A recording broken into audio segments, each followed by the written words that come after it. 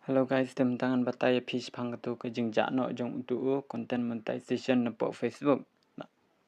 na ka professional dashboard tu kitus. Tangan batai ro kumno bet pin fix la ne bet pin wan ra beng ya tu content monetization ha po dashboard. Te alengan lek besok ka Facebook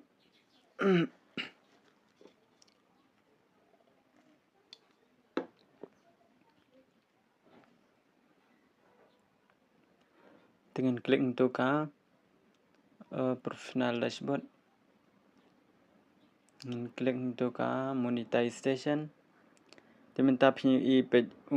don shu tu laja. Te alengan batai phi kumno bet pin fix ya kata. Te mentangin bak beng mentangin klik ya katuk profile bedon kaliang kadang kumtu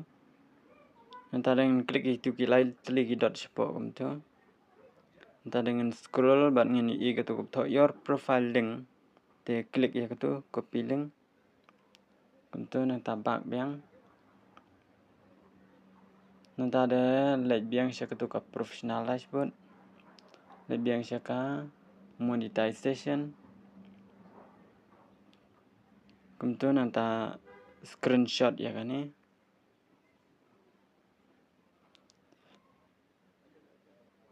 nenta scroll kumtu lihat pinyi I katuk to home lek hang tu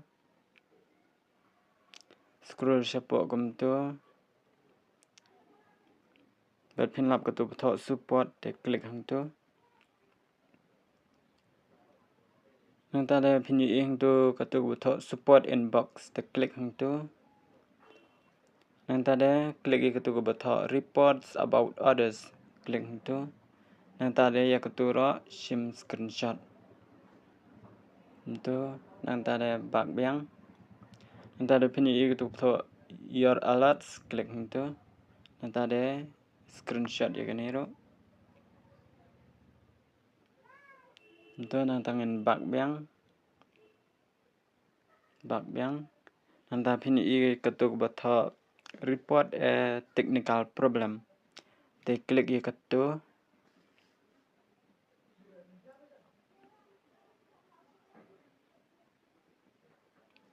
nanta ada scroll sepo kumtu pinyi I katuk to include te klik hang tu nanta ada scroll beng pinyi I katuk to page kani klik ya katuk page nanta ada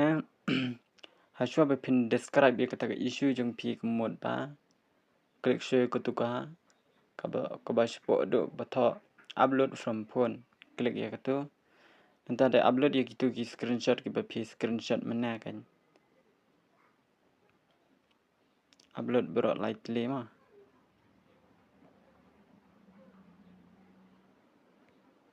kumtu nanta ada describe ya katuk ka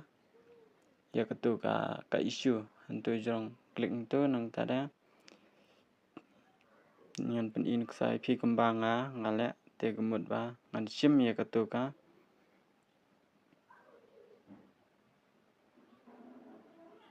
kani kabangala dep you lupa te nang tade ka profile link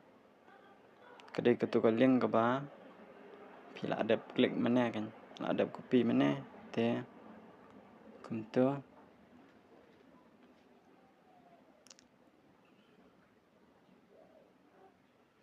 nang tade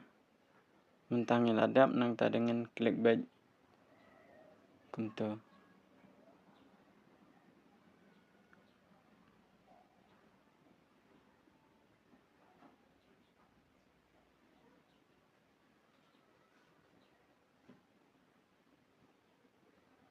dengan abis pang tu